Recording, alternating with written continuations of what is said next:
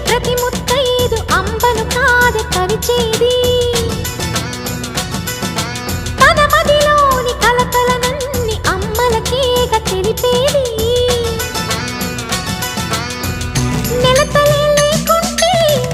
దేవుడికి నెలవేది భక్తులే రాకుంటే గుడికి వెలుగేది దయతోటి కుంకుమ పూలు అక్షింతలు మనమంతా ఇవ్వాలి తన తాళి నిలపాలి తాళి కాచి ముత్తైదా ఎల్లమ్మ ఎల్లమ్మ